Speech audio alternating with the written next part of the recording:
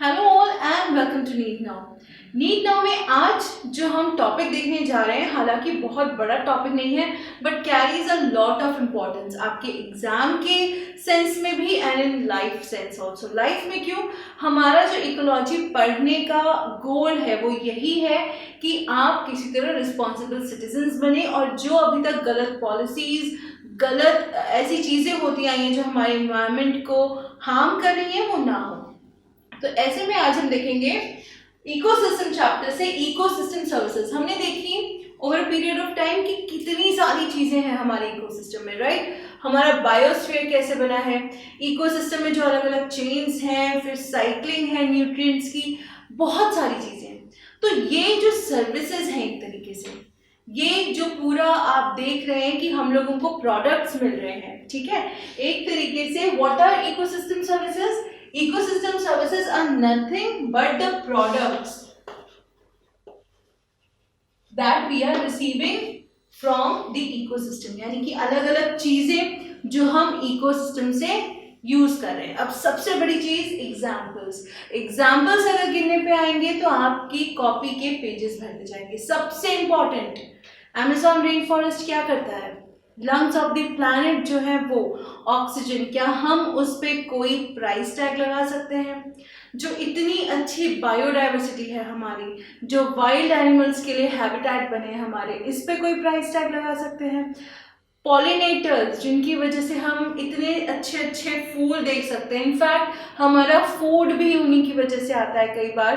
तो ये सब चीज़ें हैं। इसके अलावा आप देखते हैं कि कई बार कहीं फ्लड्स आ गए हैं, कहीं सूखा पड़ रहा है, वो भी नेचर किसी तरह अपने आप में सिमेट लेता है। जैसे अभी असम में every year they are floods, लेकिन ओवर पीरियड ऑफ टाइम वो धीरे धीरे किसी तरह नेचर के थ्रू ही एब्जॉर्ब कर लिया जाता है। अगर हम देखेंगे इतनी ज़्यादा अलग अलग चीज़ें आती हैं, इतनी प्रॉब्लम्स आती हैं, बट कहीं ना कहीं नेचर उसमें कोई रोल प्ले करके उसको ठीक ठाक कर देता है। जैसे मैंने कहा न्यूट्रिएंट साइकिल, फॉस्फोरस साइकिल हमने देखी है, हमने आपकी नाइट्रोजन साइकिल देखी है, हमने आपकी कार्बन साइकिल देखी है।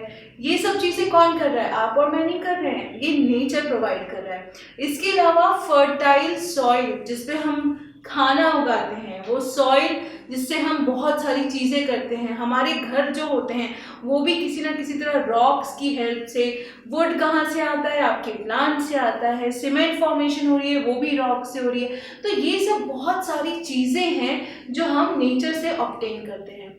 अलग अलग बात करें, अगर कपड़ों की बात करते हैं, कॉटन नेचर, सिल्क वर्म से आती है, उसको फर्दर मॉडिफाई किया गया है, हम लोगों ने मॉडिफाई किया है। बेसिक रिक्वायरमेंट जितनी भी है हमारी वो सभी नेचर से हो रही हैं।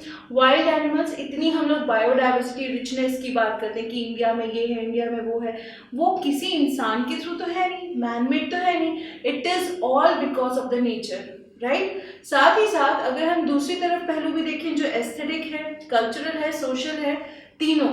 एस्थेटिक में अगर हम देखें कि हम लोग जब, जैसे गर्मियाँ होती हैं, ठीक है, गर्मियाँ होती हैं, हम लोग चले जाते हैं हिल स्टेशंस पे, घूमने चले जाते हैं, रिलैक्स करने का मन होता है, गार्डन्स में जाके बैठ जाते हैं। तो ये जो सब चीज़ें हैं, जो वॉक इन द वुड्स है, या फिर आप कोई रिवर के बगल में बैठे हैं, ये सब चीज़ें नेचर की ही दी हुई हैं। एक तरीके से ये इकोसिस्टम सर्विसेज ही हैं, अलग अलग, फूड से लेके आपके शेल्टर से लेके, क्लोथिंग से लेके, ब्रीदिंग से लेके, फोटोसिंथेसिस से लेके, फर्टाइल सॉइल से लेके, आपका पूरा जो एक एनवायरनमेंट ब्लैंकेट है उसको बनाने से लेके, एवरीथिंग इज इकोसिस्टम सर्विसेज, और जो कि वो हमको इकोसिस्टम हमारा नेचर प्रोवाइड करता है।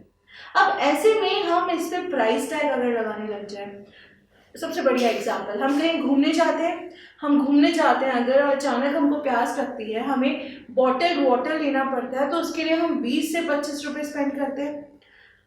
अगर वो 20 से 25 रुपए, ये तो हमारा बिजनेस हो गया, हमें नेचर को देने पड़े तो पानी तो हम सुबह से लेकर रात तक यूज करते हैं, है ना। तो ये सब चीज़ें हम किसी को पेमेंट नहीं करते। ऑक्सीजन हमें फ्री में मिल रही है, एक ऑक्सीजन सिलेंडर की कितनी ज़्यादा प्राइस होती है ये पता करिए, और डेली जो हम ऑक्सीजन कंज्यूम कर रहे हैं उसकी प्राइस पता करिए। ये सब चीज़ों में प्राइस लगाना मुश्किल है क्योंकि ये हमको ऐसे मिली हुई है, नेचर ने दी हुई है, राइट। बट अगर इस पे प्राइस लगे तो what is the price of ecosystem services? एक अमेरिकन ऑस्ट्रेलियन इकोलॉजिस्ट है, इकोलॉजिकल इकोनॉमिस्ट है रादर, रॉबर्ट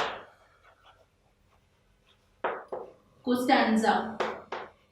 आपकी एनसीईआरटी में इनकी नाम की स्पेलिंग गलत है, वो कॉन्स्टेंजा लिखा है, ये है रॉबर्ट कोस्टेंजा। इनकी वेबसाइट भी है ऑफिशियल, आप चेक भी कर सकते हैं। ये हैं अमेरिकन ऑस्ट्रेलियन इकोलॉजिकल इकोनॉमिस्ट, यानी इकोलॉजी से रिलेटेड इकोनॉमी को पढ़ने वाले। इनके और इनके कलीग्स ने प्रॉपर रिसर्च की है, प्रॉपर तरीके से इन्होंने हर एक आइटम को लिस्ट करके उस पर प्राइस टैग किया है।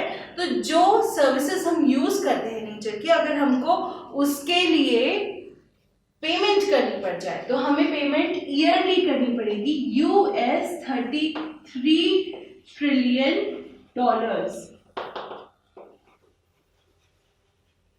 यानी कि यूएस के जो डॉलर्स होते हैं $33 ट्रिलियन, 1 मिलियन, 1 बिलियन, 1 ट्रिलियन, उसमें भी 33 ट्रिलियन, इतना हमको एनुअली यानी एक साल में देना पड़ेगा।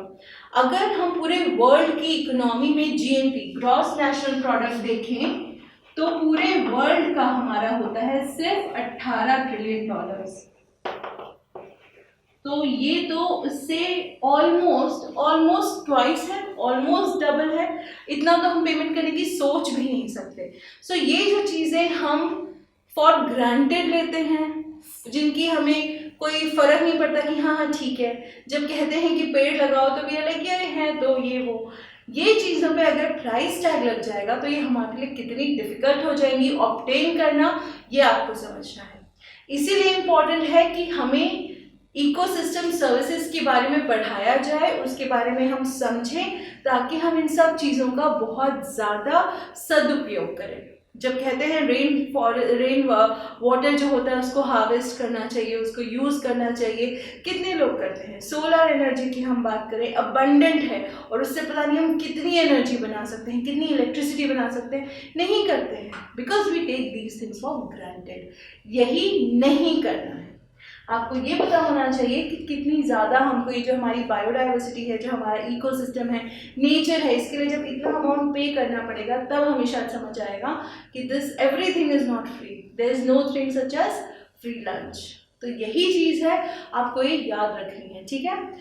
छोटा सा टॉपिक है लेकिन इसमें 2-3 चीज़ें हैं जो आपको याद रखनी है। एक तो ये अमाउंट याद रखने हैं, एग्जाम्पल्स जो दिए गए हैं आपके, जैसे कि मैंने बताया पॉलिनेटर्स हो गए, आपके फर्टाइल सॉइल होगी, क्लाइमेट हो गया, न्यूट्रिएंट साइक्लिंग होगी, एग्रीकल्चर, सब कुछ एग्जाम्पल्स एक बार ध्यान रख लीजिएगा, ठीक है। सो फटाफट कर लीजिए रीड, बिकॉज इसके बाद आपको करने हैं question solve.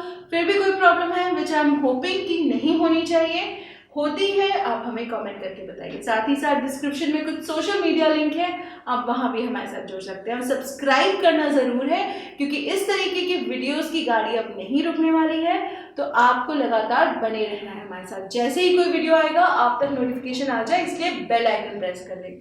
So keep studying, stay safe and take care.